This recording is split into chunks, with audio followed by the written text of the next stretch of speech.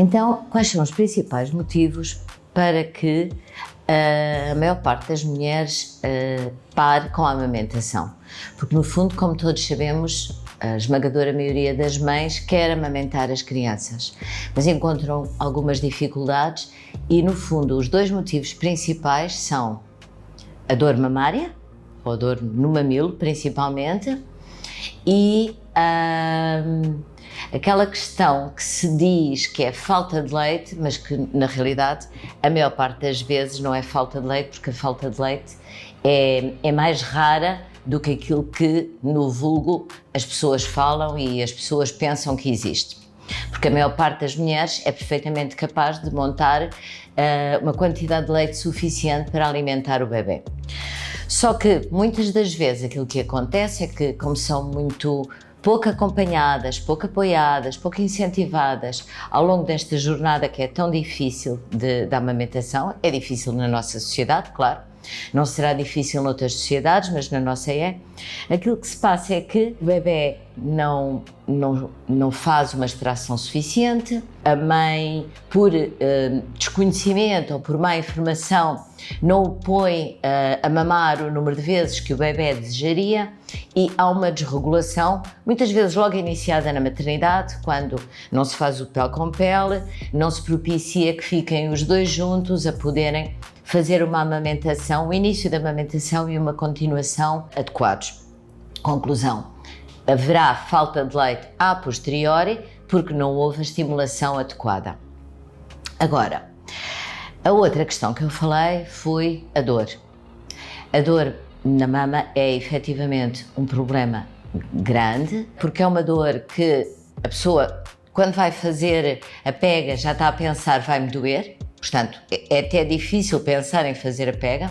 É uma dor que vai existir tantas e tantas vezes naquele dia, as minhas já sabem, 8, 10, 12, que sei eu, torna-se difícil continuar a manter uma amamentação nestas circunstâncias. É preciso perceber porque é que os bebés têm esta dificuldade em fazer a pega, porque é que existe dor a amamentar. Porque há uma coisa muito importante que eu quero salientar: se existe dor, há qualquer coisa que não está bem, porque a amamentar não faz doer.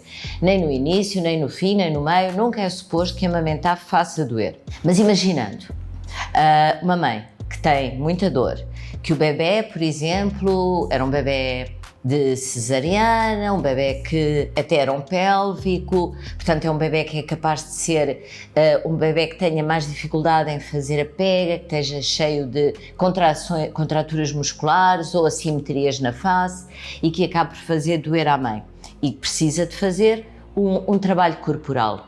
Enquanto esperamos que faça e que não faça, este é um exemplo apenas, ou, por exemplo, um bebê que tenha um freio curto e que esse freio tenha que ser cortado, até que o freio seja cortado ou não seja, enfim, até que esta real dificuldade deste bebê ou desta mãe seja ultrapassada, não desistam. O que é que nós temos que fazer? Temos que alimentar o bebê, mas também temos que manter a produção da mãe. E não conseguimos que a mãe, em direto, dê de mamar porque está completamente desesperada com dores. Isto é altamente perturbador para uma mulher, como se pode imaginar, não é? Ela está dividida entre o desejo de amamentar e aquela dor grande.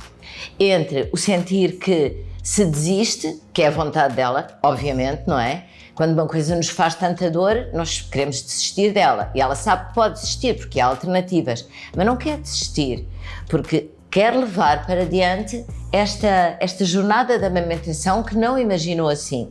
Portanto, há aqui um conflito enorme na cabeça destas mães e isto é muito comum acontecer. Enquanto esperamos e temos que manter a produção e temos que manter o bebê alimentado, mas temos que dar algum alívio nas maminhas da mãe, nós podemos fazer o quê? Extrair com uma bomba que seja adequada. A bomba tem que ser adequada, tem que ser adequado o funil, tem que ser adequada a pressão que se usa, porque as pessoas são diferentes umas das outras. Ao extrairmos, continuamos a manter a produção de leite. E porque quanto mais se tira, mais se faz. É importante que a gente também se lembre bem disto. A glândula mamária é uma fábrica, quanto mais se pede que ela produza, mais ela vai produzir. E então, extração, mantém a produção. E como é que eu vou dar o leite ao bebê? Eu vou escolher um biberão? Se eu vou escolher um biberão, eu vou acabar por introduzir aqui um fator que eu sei que é muito negativo na amamentação. Porque tendencialmente os biberões são dados de uma forma, como toda a gente aprendeu até agora, de uma forma que é, o bebê fica inundado em leite, bebe uma maior quantidade do que aquela que devia de beber e tem uma torneira aberta que ele privilegia, não é? No fundo, os nossos bebés nasceram com a capacidade de saber e de procurar e de privilegiar aquilo que é melhor para eles em termos de sobrevivência. E se eu tenho aqui uma torneira aberta, eu a seguir não vou querer ir mamar numa mama que eu tenho que mamar de uma forma diferente. Portanto, o biberão é extraordinariamente mau quando se quer continuar a amamentar e mesmo para quem não quer, é bom que as pessoas que não amamentam saibam dar um biberão. Mas nós temos alternativas. Nós temos um copinho, qualquer copinho serve perfeitamente para dar, coloca-se aqui o leite, coloca-se o bebê no nosso colo, mete o copo em cima do lábio de baixo do bebê, inclina-se ligeiramente, mas não de forma a que o leite se derrame para dentro da boca do bebê. Esperamos que o bebê venha beber com uns golinhos que ele vai dando no leitinho que lhe chega ao pé. Ou então, quando há pais que ficam um pouco perturbados com esta solução do copo, porque acham que não conseguem, nós podemos utilizar tão simplesmente uma sonda, como é o caso desta. A única dificuldade é não se venderem assim facilmente nas farmácias, mas uma sonda em que nós vamos colocar, façam de conta que este é o reservatório onde eu tenho o leite que a mãe extraiu, coloco esta extremidade lá e na outra extremidade eu vou colocar no dedo. A mãe coloca assim no dedo dela, perto da pontinha do dedo, até para ser mais fácil, se calhar passa, não sei se me estou a conseguir fazer entender bem, à volta do dedo um adesivo para que fique preso e depois suavemente meterá a polpa do dedo virada para cima do céu da boca do bebê. E quando, nesta fase da vida em que eles são ainda pequeninos, em que estamos a lutar com estas dificuldades, portanto teremos que, menos de um mês, até aos 3 meses, é garantido que ele tem o reflexo de, quando se coloca o dedo no céu da boca, ele vai fazer sucção. Então, nós colocamos, ele começa a fazer sucção e ele vai beber o leite. E, desta maneira, ele não vai beber com tanta velocidade, porque eu não estou a abrir-lhe a tal torneira, ele vai beber à medida da fome que tem.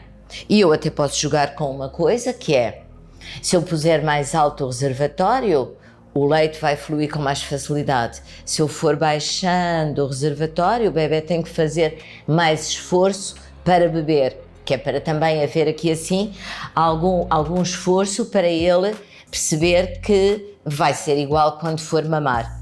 Não é que seja difícil mamar. Mamar, para a maior parte dos bebés, é facílimo, porque têm tudo o que é preciso para o fazer. Se é um bebé que tenha alterações do tónus, ou um bebé que seja doente, é que terá dificuldade em mamar. Mas é diferente. A questão é que é diferente. Mamar numa mama, mamar num biberão, ou até mamar num dedo. Isto, que não é mamar, é sugar. São soluções transitórias até que se consegue resolver a situação. No entretanto, esta mãe deve continuar a fazer o nosso remédio de sempre e que é fundamental para tudo e que ajuda tudo, que é muito pele com pele, pele com pele, pele com pele. O bebê deve continuar a usufruir desta zona do corpo da mãe de uma forma muito frequente, muito contínua, para que continue a privilegiar ir às maminhas da mãe quando depois elas já estiverem melhores, coisa que pode acontecer em muito pouco tempo, e ele voltar a mamar e depois a jornada da amamentação continuar.